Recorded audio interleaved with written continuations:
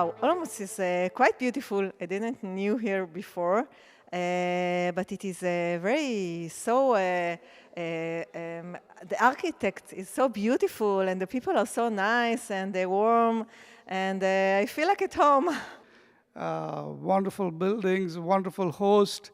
So this has been a very great experience already.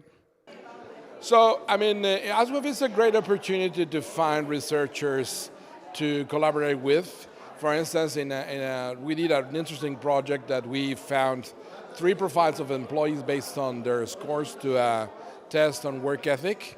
The ones who live to work, the ones who work to live, and the ones to see work as a necessary evil.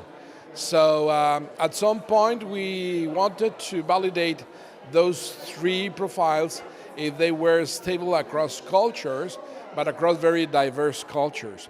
So thanks to the collaboration of friends from ISSWOV, we were able to collect data in really distant places such as Ethiopia, for instance, that we got a contact there because of a student who won the Rami Shansagi Award in Brasov.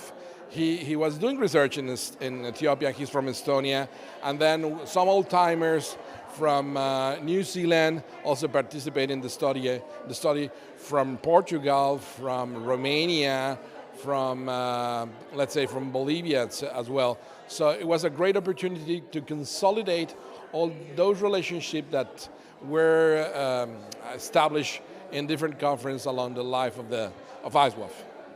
So in today's world, most managers and leaders try to manage time and tasks and the performance, maybe even well-being of individuals. What we're here trying to focus is a new way of looking at people management is energy management, in terms of leveraging and layering different types of energy in the workplaces. So as a manager, as a leader, we are encouraged now for you to, when you look at individuals, when you hire, give them training and feedback and monitor their performance is through how energetic, what do they need to be in the highest level, energy level possible. My first conference was in 1994 in Barcelona, and ever since I have never missed conference. So I've always made it a point to attend an ISSWOV conference. I met actually a very large family. People are very friendly to one another. They're very close. They do research together. But besides the academic elements of the network, of the relationship, the human connection is what matters the most. So here you meet family members, you meet very close friends, and the core group of ISSWOV always comes together in every conference. We hope, of course, that we can enlarge the network and the family, and maybe at the next conference we'll have even more members. But it's always nice to see familiar faces, friendly faces at every conference.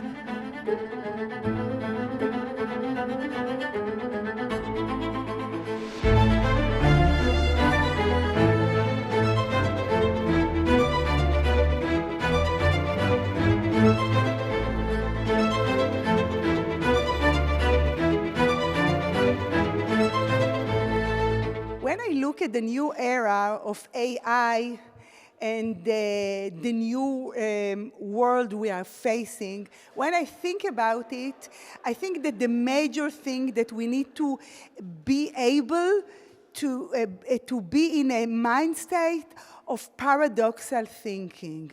So at the same time, it's it doesn't have to be integration. You don't have to be one person. You have to be capable of looking on the reality from various viewpoints. And I think that the essence of ISSWOV are those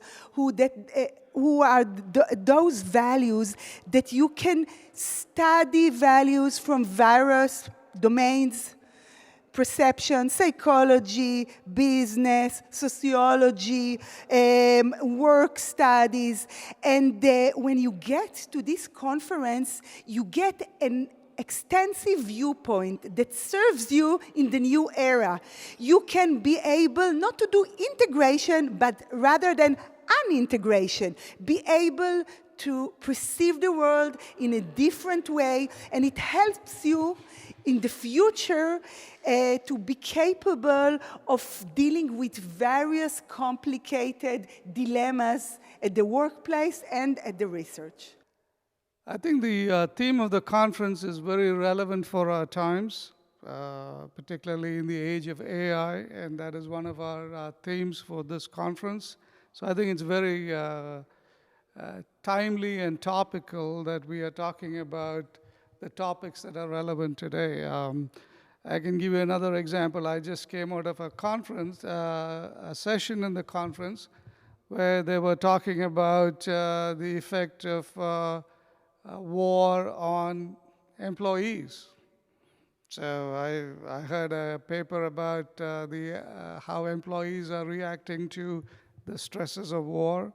I heard another paper on how organizations can support their employees during times of crises. And as we all know, there are a number of crises going on all over the world. Just a few days ago, there was an earthquake in Venezuela, and how are employees going to react to this type of situation? So I think the papers being discussed are very relevant for today's world. And I think that's one of the things I like about the ISSWOV conference. We deal with important topics.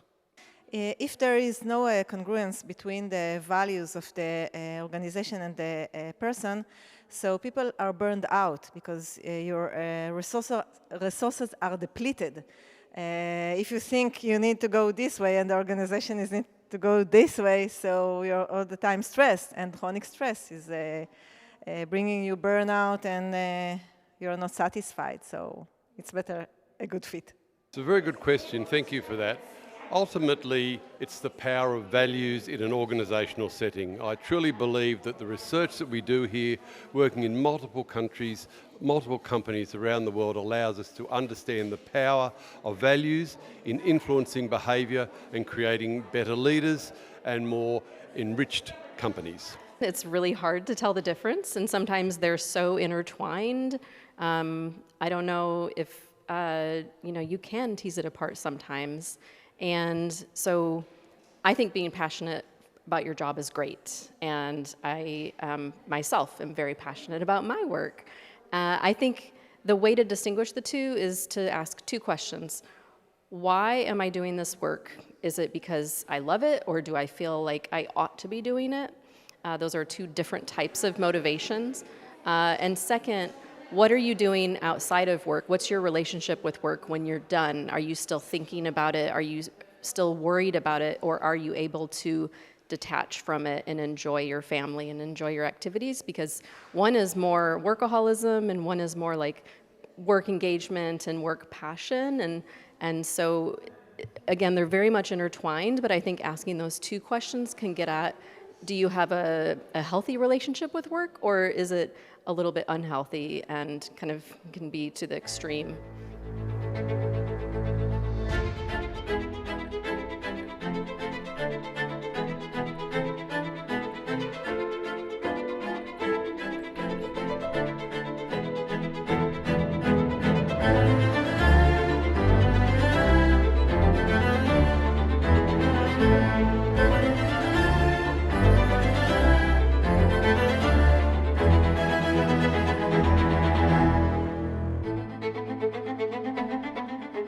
I think what's very important nowadays in organizations is that organizations take care of their employees in terms of job demands and job resources. So people have to deal with a lot of tasks, so they need resources how to deal with them, like social support, autonomy and so forth. But also what I think is very important is that organizations facilitate that employees can mobilize resources themselves through job crafting.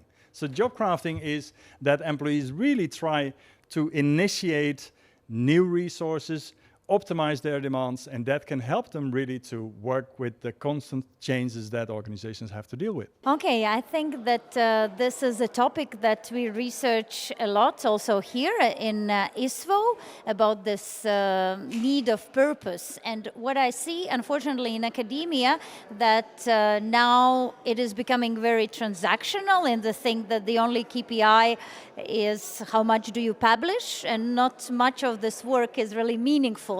And that's why I see that kind of really having these meaningful conversations and doing something beyond that is becoming even more important than before. Yeah, just also to prevent burnout and different negative outcomes. So what we can do is really having more meaningful connections. Yes, as we have seen this today in the ISSWOV sessions, a lot of researchers focus on cross-cultural samples, and they showed us that there's differences between countries and between cultures, and even some of the researchers presented issues relating to religion. For example, researchers from Israel who showed us that there are differences between the samples. So it's important to have cross-cultural studies because values do not operate the same way in different cultures, in different religions. So these things matter.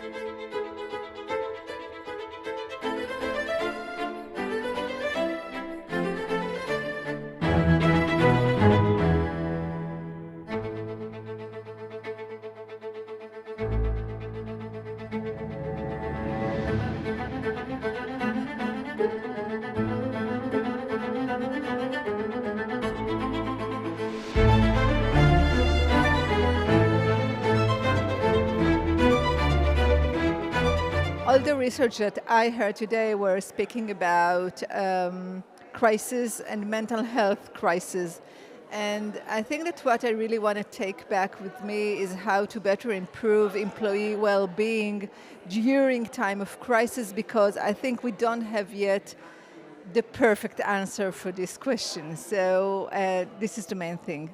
I'm the director of an MBA program, an executive MBA program, but I do a lot of research with the people from a holding company in Mexico, and many of the things that I have done in the last 10 years in research are mainly based on questions or interactions that I have with them in the seminars. So many of those research questions come from the interaction. I present some previous results of another study, and while I'm presenting the results in the seminars, they come with another questions. And thanks to those questions, I think I've been doing research that is fully applied to HR practice in Mexico. I think that my message is that organizations need to think about themselves as not as a passive resource, but as an active. They need, especially in times of crisis, employees are expecting the organization to step in and do something for them. It doesn't have to be really huge, but I think from all the support system that I talked about, I think that information and giving the time and consideration to give you information about what is going on is very important. So take time to sit with your employees and give them the feeling that they are part of your organization. I think what everybody was talking about, not only in the sessions but also in the restaurant, in the breaks, is the problem with AI. So new technology, AI influences organizations so much today that we can no longer afford not to talk and not to research about these issues. I think that the most important thing is to reconnect with your own sense of curiosity about the world and the academic possibilities that there are for you to imagine something beyond your normal routine and listen to other people's ideas and to develop that sense of intellectual curiosity and possibility. Of course, you hear a new method or some kind of technique and you may go and talk to the person. So that is, of course, very important, but I think it is also very rejuvenating. You feel refreshed and you feel ready to go back to your work and try out some of the new ideas that you have seen. So I hope everybody will take away something from this conference to work upon further.